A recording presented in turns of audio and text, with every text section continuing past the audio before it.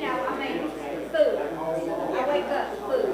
That's the most important thing. Where am I going to eat? And what am I going to eat? I'm sorry I interrupted you talking Oh, about no, we're just yakking.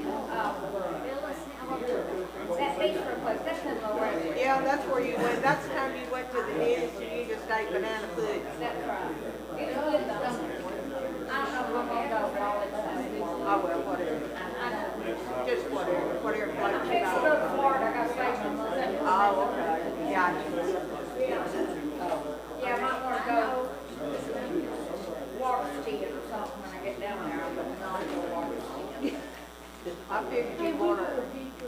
No, I ain't finished your picture of your water. I go kayaking. I thought you might want to go flying through the air. No, I ain't doing I that. can't think of what that's called right now. Paraglide.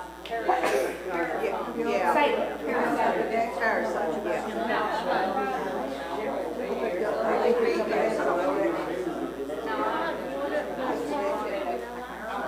But you would do it.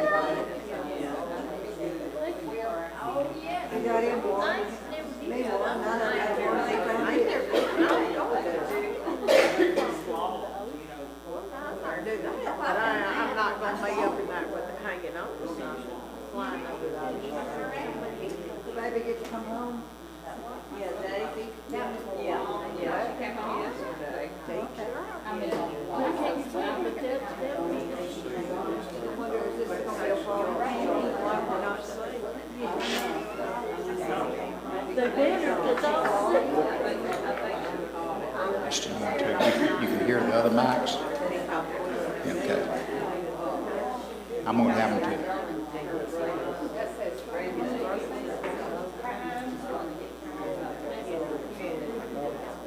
We were the only ones.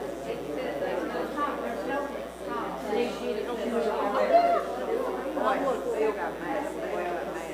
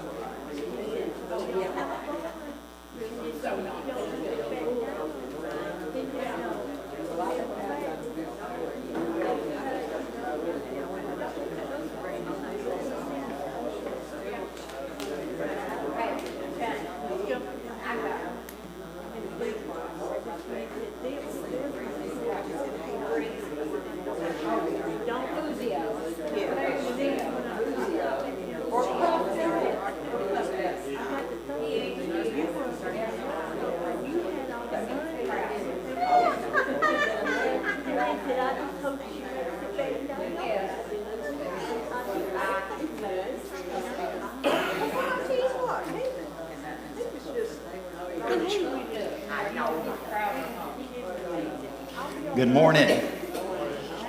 About time for us to get going this morning. Thankful that all of you made preparations to be here this morning. Kind of a damp morning, but we needed it. So we need it when we get it. I guess it's good that we ain't got control of when it rains or when it don't rain, ain't it? Anyway, those who may be joining us online, we're thankful for your participation and invite you to come and be with us in person if you have a chance.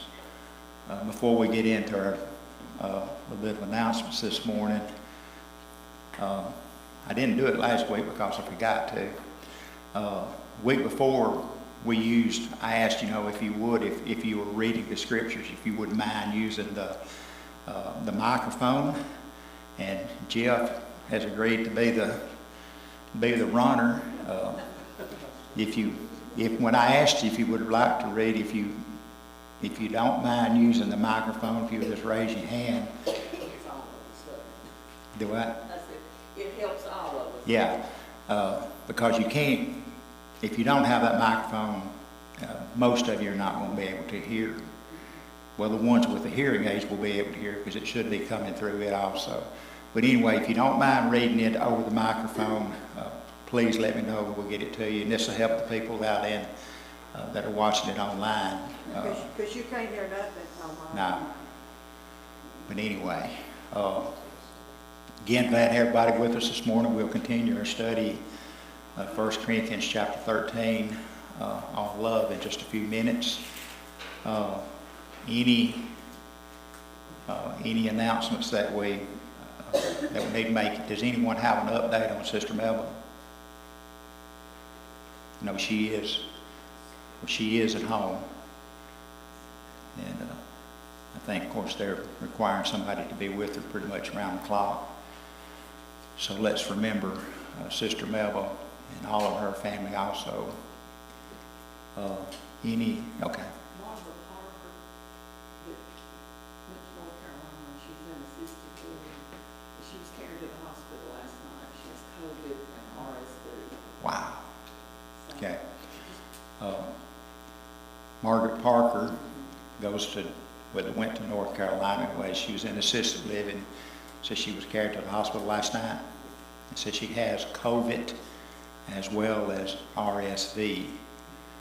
So that's not a good combination. Neither one of them not good, but really not good together. So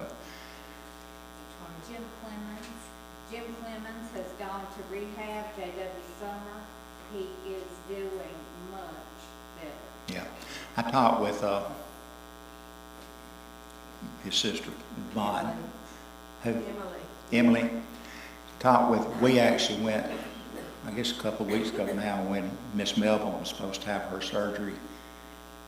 We went down to the hospital for that, and Emily came in and told us that Jim Clemens is in rehab and he's doing much better, but and she said that he had really gotten quite a bit better from good at that, and I did not realize that she was Jim's sister. So anyway, Emily Vaughn, if y'all know, what's her husband? Vaughn's his first name. Yeah. Henry. I'm sorry. Emily Henry. Okay, and she is Jim Clemens' sister. Good. Coker's over at J.W. Summers too. Trish Coker, right across the road, is over at J.W. Summers. She had a fall or something. No, she just got where she couldn't walk. Okay. Okay. Glenda Wallace is back in the hospital. They were going to try to get her to the hospital today. Okay. And this Paul's wife, what's her first name? Glenda. Glenda Wallace, just right up. I think same subdivision you live there. She is back in the hospital. Yes. Okay. My great-grandmother came home All right. Hospital. Tootsie or Virginia said her great grandbaby came home when? Monday. Doing good. Doing good. So that's great news. She's been in the Huntsville Hospital since she was 4 days old. She's been in what? The Huntsville Hospital since she was 4 days old. Okay, she says she's been in Huntsville Hospital since she was 4 days old. I know our granddaughter spent 2 months up there in neonatal, I think they call it, neonatal intensive care. They do great things there, though, with those little ones. My first cousin passed away a few days ago. People in here might know him, Keith Kennedy. Keith Kennedy, Brother Leon, is that your cousin? First cousin passed away. So let's keep this family in your prayers. Also, Bill and Sally are both sick at home. Yeah. If Donna, if you try talking to Donna, if you can't hear her, she's not avoiding you, she just can't talk. Not much. I'm not going to say nothing.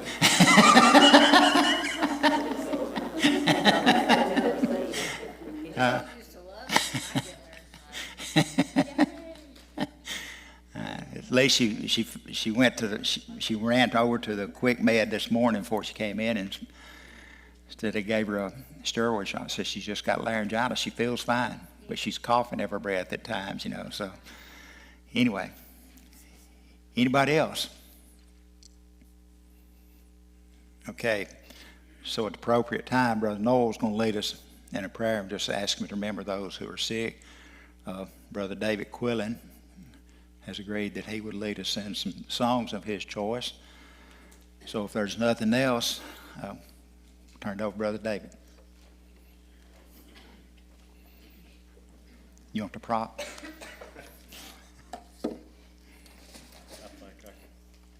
You can make it. For 767. 767. We'll sing the first and second verses. Number 767.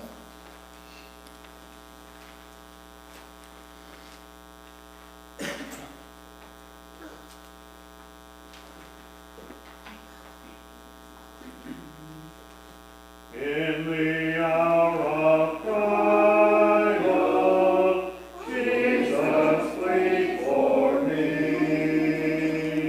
Let my basic idol I depart from thee.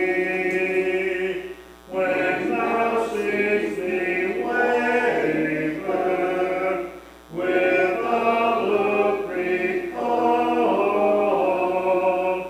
nor for fear nor favor, suffer me to fall. With forbidden pleasures would this vain world charm, or its sordid treasures spread to work me harm. Bring to my remembrance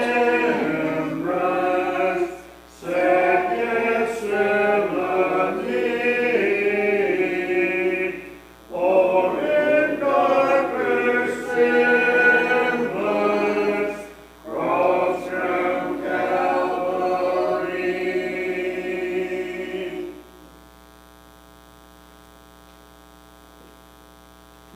179.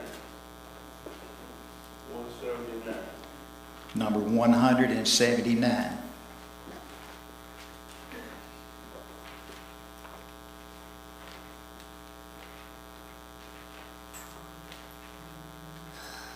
He is Lord, He is Lord, He is risen from the dead, and He is Lord.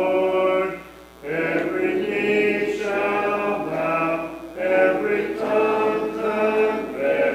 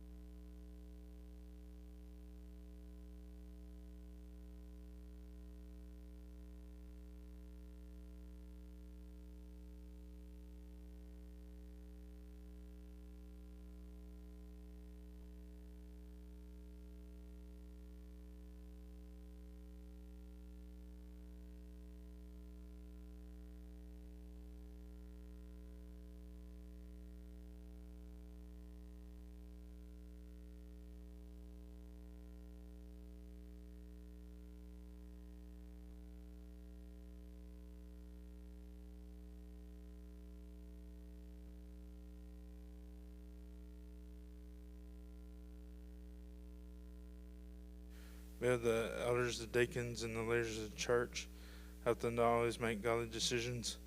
Help us to always strive to do your will. In Christ's name, amen.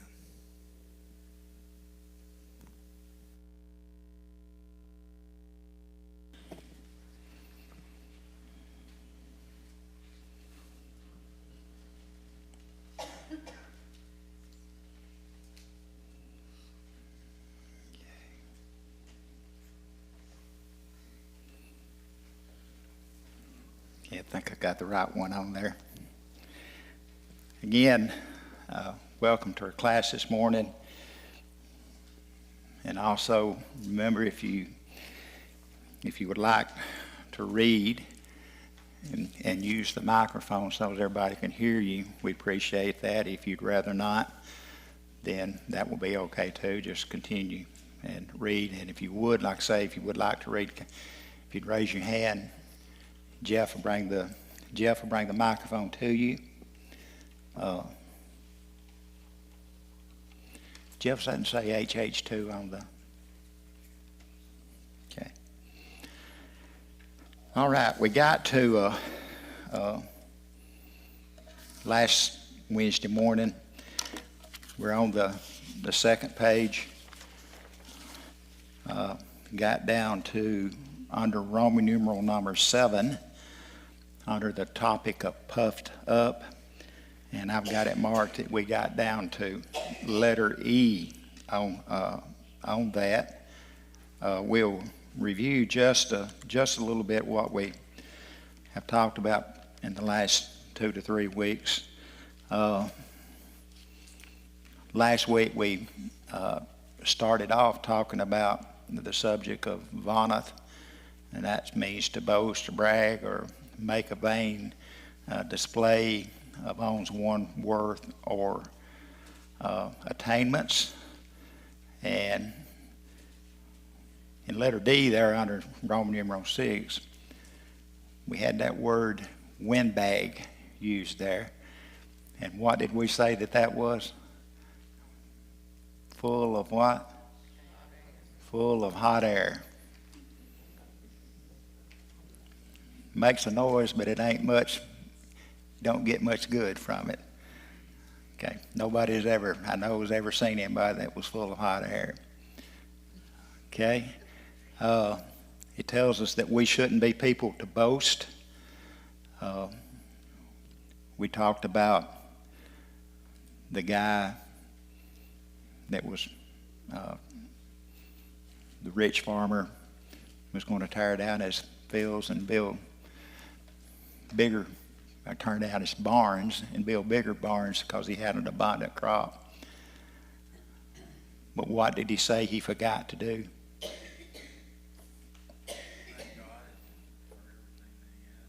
He forgot to give God the glory for everything that he had.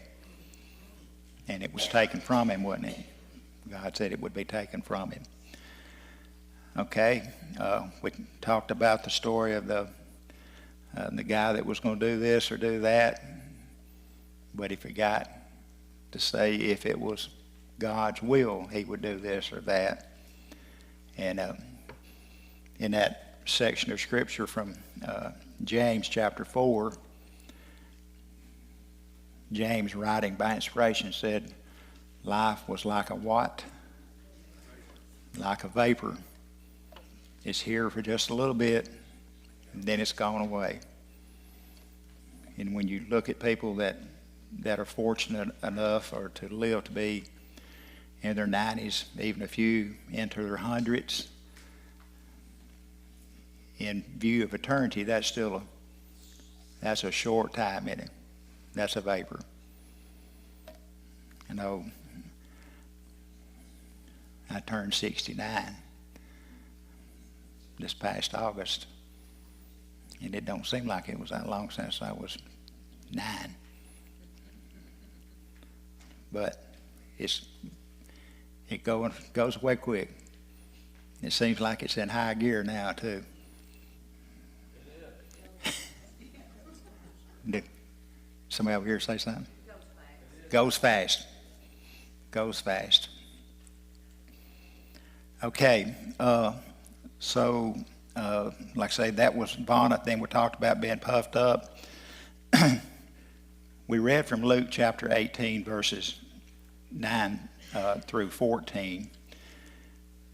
Just to emphasize that, if someone would read Luke chapter 18, but just read verse 14 for us this morning, if you would. Would anybody like to read over the microphone?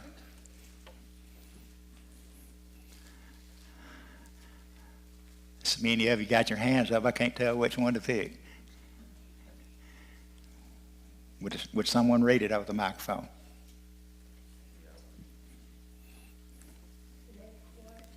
Yeah. Luke 18, verse 14.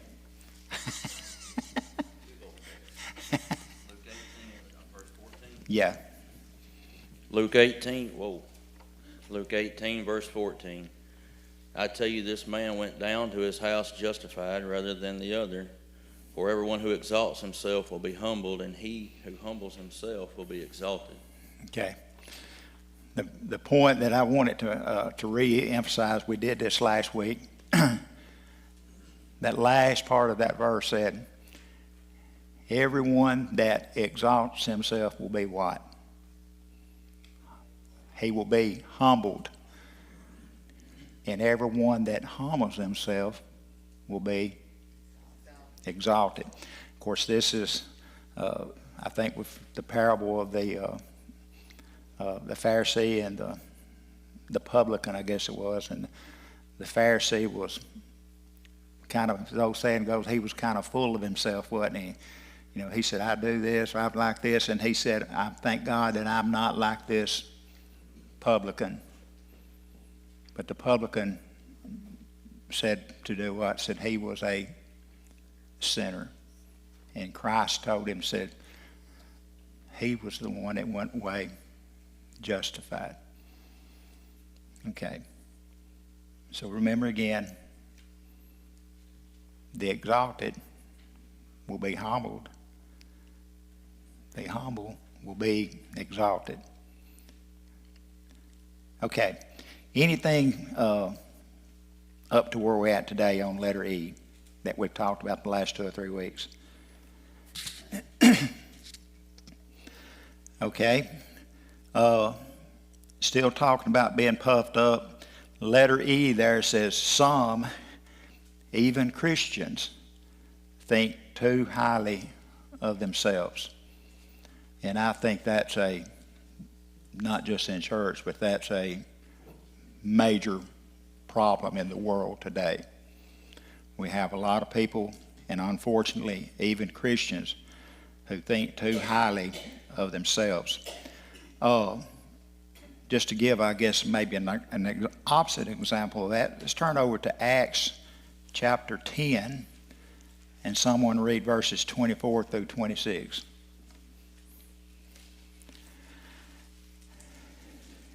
You want to get that one, Brenda?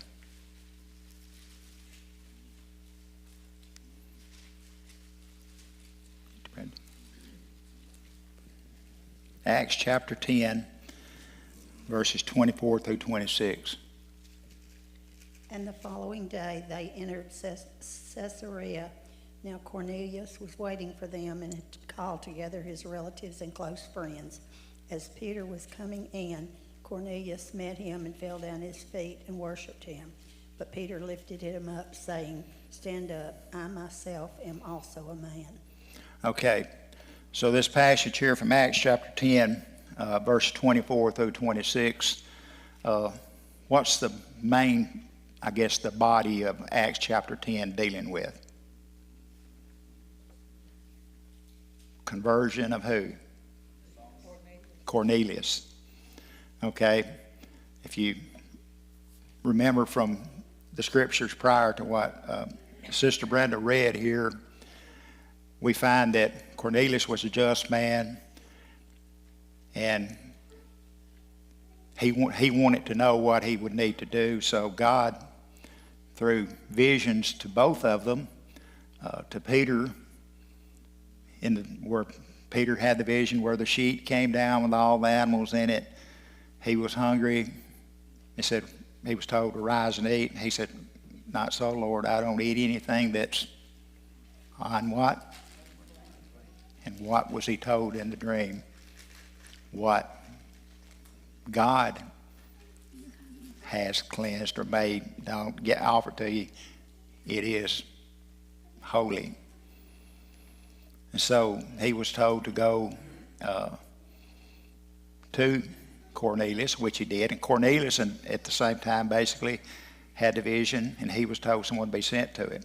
So Peter goes to him, and as Sister Brenda read, when Peter went into Cornelius, what did Cornelius do? He fell down on his feet and was going to worship him.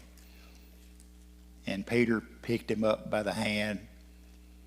He said, I too am a man. So in other words, the reason I had that written, that wasn't on your paper there anyway, but we're thinking of two people thinking too highly of themselves. This is the opposite of that, and this is the attitude that we all should have. Peter did not think himself to be any better than Cornelius. And he told him, he said, I also am a man. Okay, any comments on that? Okay. In F it says, God is not pleased by this type of attitude. He's got several examples there. Proverbs chapter 16 and verse 5.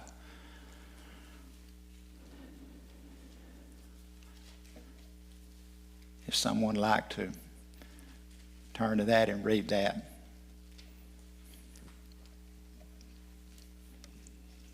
Everyone that is proud in heart is an abomination to the Lord. Though hands join in hand, he shall not be unpunished. Okay. So from Proverbs chapter 16, verse 5, as Sister Joanna read to us, what does he say about the proud? Having their pride. He is an abomination to the Lord. Okay. Let's do one more of these, then let's do James chapter 4, verse 6, if someone would read that. James chapter 4, verse 6. But he gives more grace. Therefore, he says, God resists the proud and gives grace to the humble. Right. In other words, he resists the proud, but he gives grace to those who are humble. Okay, anything through this first two thoughts that we've looked at this morning before we move to the next one? Okay, and in Roman numeral number 8, he talks about the topic or the ideal of being unseemly.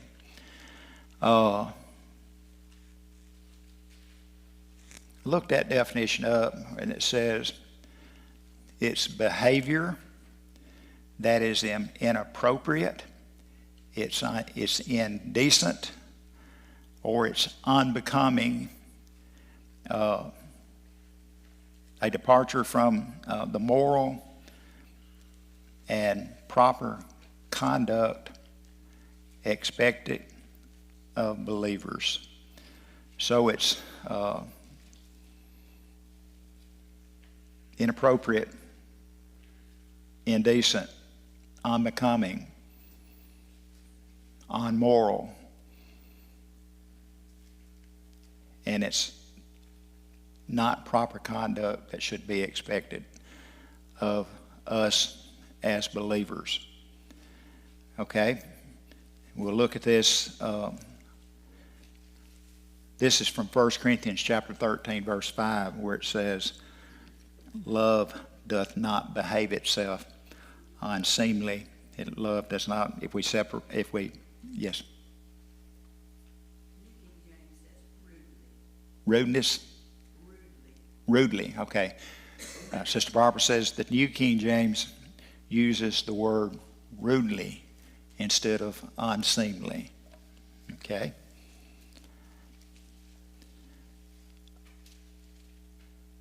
Again, it says here, that's what it says in 1 Corinthians 13:5, love does not behave itself unseemly.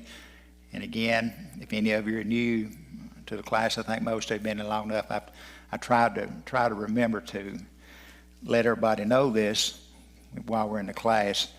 These papers that you've got here in front of you, all this stuff is taken from the American Standard Version of the Bible. So don't be alarmed if you've got the New King James, the King James, or New American Standard or whatever.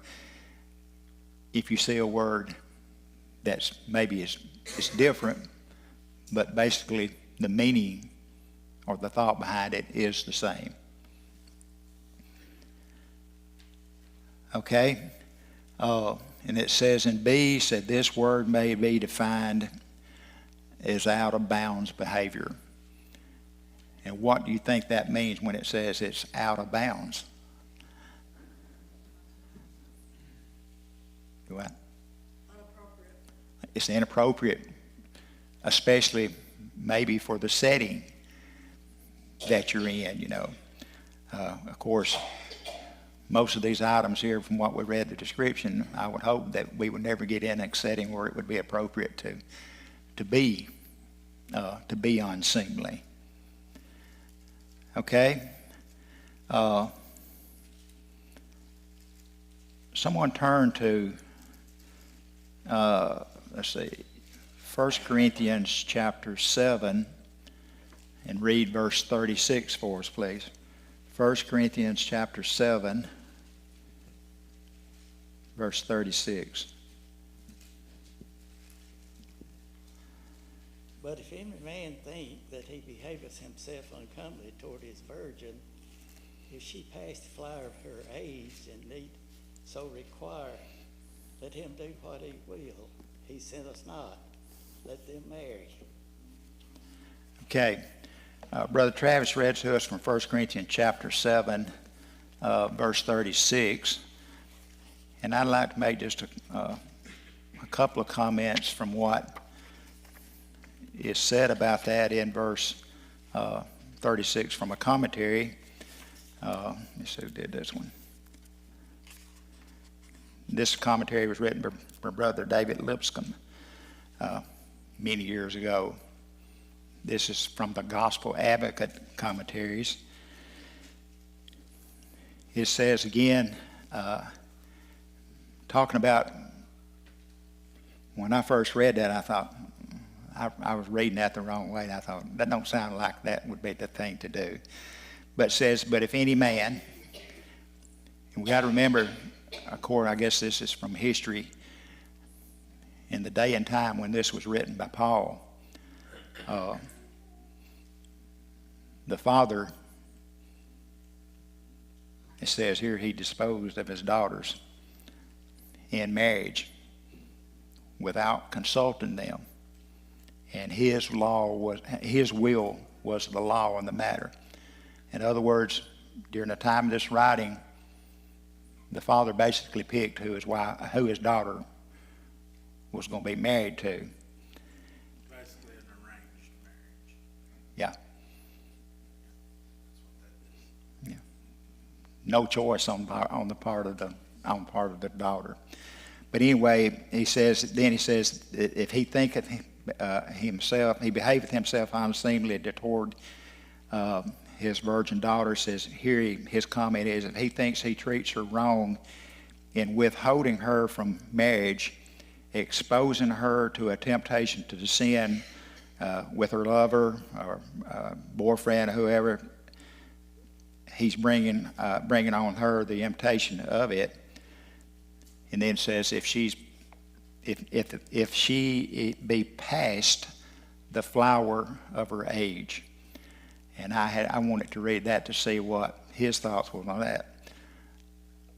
The flower of her age was, I take it to be, the time in life when she normally would be married. Did somebody say something over here? I thought somebody said something. Anyway, So if that was the case, or it said past the usual age of marriage. And he goes on to say basically was, if it seemed unseemly to be doing that, then he was to allow his virgin daughter to go ahead and be married, and it would not be a sin on his part to do so.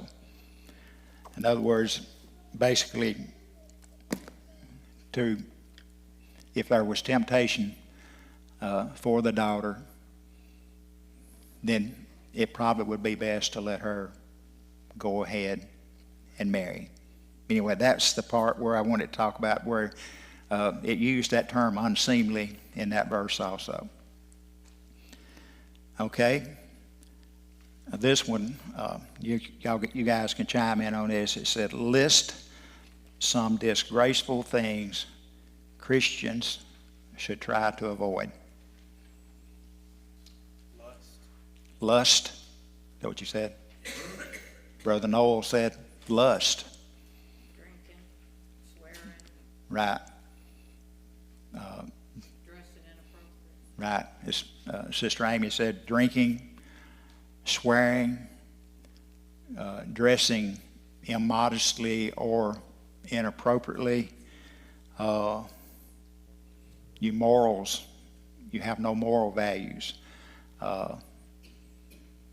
Maybe someone of one sex approaching the opposite sex inappropriately, saying things.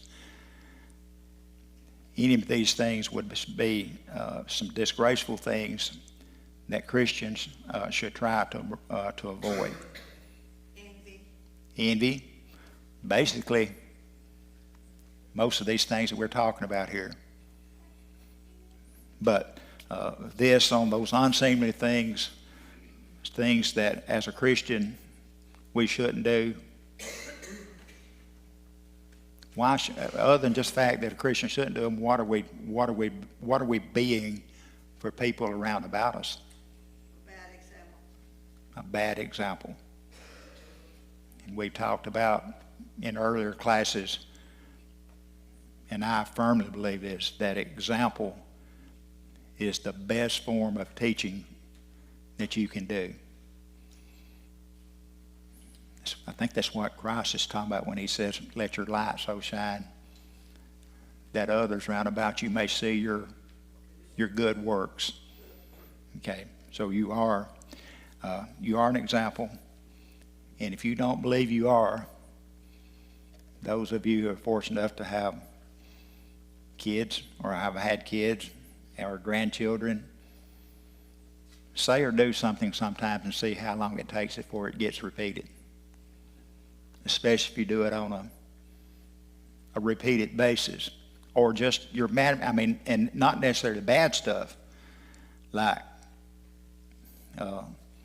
we were with our, I guess it was our youngest daughter and her kids, and I guess out of habit, sometimes when I'm standing, I'll have my hands down on my hips, and Kellen pointed to me and said, "Look at your grandson." And guess what he was doing? Standing with his hands on his hip. Just, I guess, because he's seen me do it. And the thought of saying things, that some of that stuff can get repeated in the most inappropriate times and places too.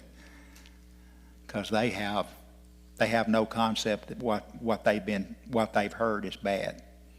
But just remember that your example. It's usually when you don't want them to. It's about always it's when you don't want them to. So, but what's the answer to that? Don't do it. Be a good example. Don't do it. Okay, anybody else got any comments on that? Okay. If not, Roman numeral number 9, we'll see if we can get this one. Roman numeral 9 says to seek its own.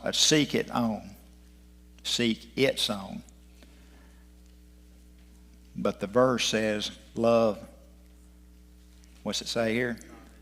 Love seeketh not his own. Okay? Same thing, just used in a reverse way there.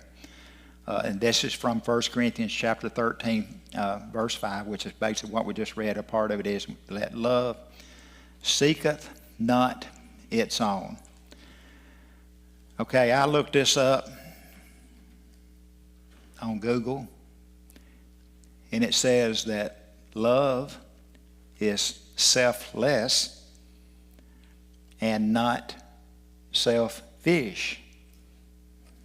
Opposite from each other. Selfless and selfish. I thought I had that thing turned off. I guess it did. Hold on just a moment. Maybe that did. Okay. It says, love is selfless and not selfish, as it prioritizes the interests and needs of others above one's own. Go back to the last thing we discussed. Priorities. First priority is what? Who? God. What's next on that list? Others, even including our families. And then at the bottom of that list is who? Us. Okay. Remember, I like to look at it this way. Love God the most. Love others less than God. And love yourself less than both. If we do that, we'll be in good shape. Okay? It'd be hard to do, wouldn't it? Yeah. There was a comment in Sunday school, the word joy, Jesus first, yourself last, others in between. I'm sorry, I didn't. Joy, the word joy, they use that anagram of Jesus first, yourself last, and others. Okay. What's that called? Acronym. Use the word joy. J is for who? O is for who? U is, you. Y is for who? Y is for us. Love God, Jesus the most. Love others less than you do God, but love yourself less than either one. Okay. Because that was the scriptures that we read, and Jonathan clarified for us where it said, when it told us that Jesus says, unless you hate your brother or your sister, that's not saying we literally hate our brothers or sisters, our spouse. It just means that we love them less than we do God. Okay. Because if that was the case, if that was literally the case, 1 Corinthians chapter 13 is kind of out of place, isn't it? If we're to hate, the whole chapter of 13, of 1 Corinthians chapter 13, is dealing with love. Okay. All right. So it seeketh not its own. The person who seeks his own is a what kind of person? Selfish. The person that puts others' needs above his own is a selfless person. Okay. It says, people with true love are not selfish. What does a selfish person usually want? Everything to himself, or just the way that he wants everything to be. And then a selfless person, again, is one who puts the wants and needs of others ahead of himself. Okay. So are we clear on selfish and selfless? I think so. In John chapter 15,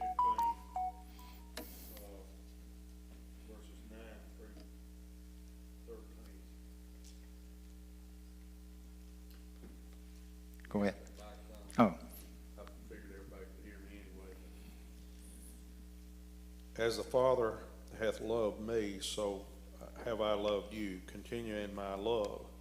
If ye keep my commandments, ye shall abide in my love, even as I have kept my Father's commandments and abide in his love.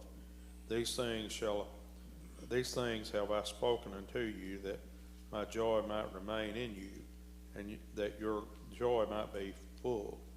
This is my commandment, that ye love one another as I have loved you. Greater love hath no man than this, that a man lay down his life for his friends. okay. So, David, what was that? John what? Chapter 15. John chapter 15, verses what? 9 through 13. It says, there at the end of that reading, as Brother David read, that greater love hath no man than one who would do what? Lay down his life for another. Jesus could speak a little bit concerning that, couldn't he? He loved us so much that he was willing to die for us. And then I think in another scripture, I don't remember exactly where it was, talking about laying down your life for another. It said, perchance there would be some who would die for the other.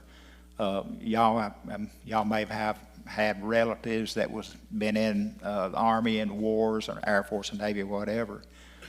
These guys that you read about who are considered heroes when, for instance, if a grenade was tossed in a foxhole or wherever they were at, some of these soldiers would dive on top of it, fall on them to save others. And those people would be selfless people, wasn't it? In other words, they were putting the life of others above themselves. These people, you probably have seen it when these assassination attempts are made. And what are these, the ones that's guarding these political, the president and vice president, these high-ranking officials, these, I guess they're Secret Service agents, bodyguards. What are they taught to do? They do what? They put themselves in way of harm to whoever they're guarding. You hear a lot of that about the school shootings. The teachers will jump down on the kid will jump down on somebody else. Yeah, I think that would qualify as that greater love, wouldn't it? Brother Leon talking about, did you hear that even in these, unfortunately, when we have these school shootings or church shootings or whatever, there are people who would risk their lives or put their lives at harm to save others, to the point of getting in between them and the gunman or whatever. When they flew the planes on 9/11, on one of the planes they overpowered, but they still lost their life, didn't they? Okay. Any comments on that? Right there in John 15, you got verse 10, it says, if you keep my commandments, verse 11, your joy will be full. A lot of times a Christian will look at a check sheet like, I got to do all these things, but Jesus is telling you how to have the happiest, most joyful life if you'll abide in my commandments, such as more blessed to give than receive, to forgive someone, to get rid of that grudge. If you just keep his commandments, you'll have the best life you could ever have. And so many people don't look at it as a blessing, but a check sheet sometimes. Yep. But Jonathan's talking about basically if you keep God's commandments, these blessings, his blessings will be added to you.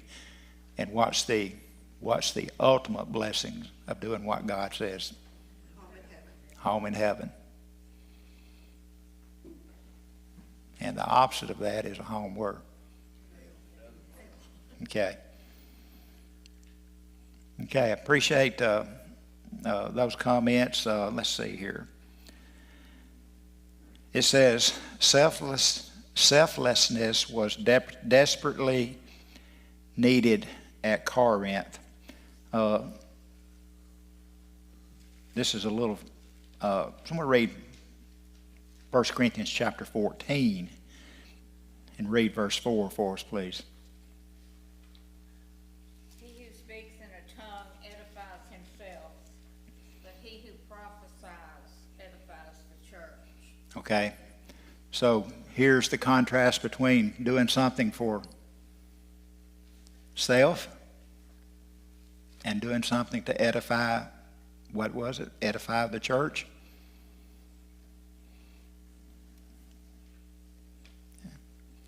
Dr. McFall has called me. I'll get that later. Well, maybe I won't. Okay, let's read this last one here, then we'll call it a morning.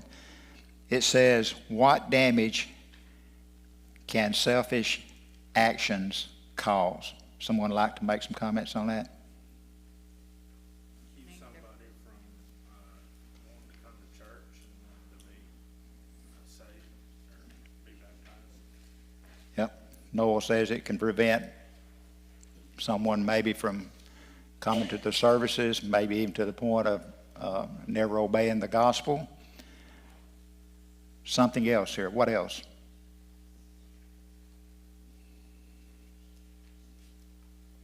Could it lead others to resent us?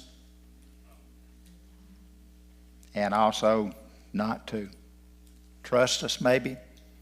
If all we're concerned about is ourselves, it's hard to get other people, as Brother Noel said, maybe to come to the worship services or whatever. If all they see is these people who are full of themselves, or is the windbags or full of hot air, as we talked about earlier, then this can definitely be a hindrance to others coming to service and maybe to the point of obeying the gospel.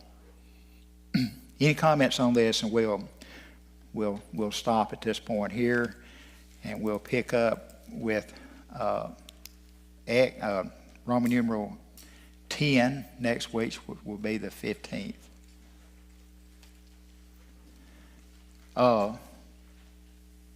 One thing, if any of you ladies, if you hadn't signed up, I think some of you are going to, is it Jacksonburg? Jacksonburg Church of Christ, Saturday morning. What time you leaving, Donna? 9 o'clock. If you'd like to go and ride with us, be here at the building at, you're taking the van? Take the van, 9 o'clock Saturday morning.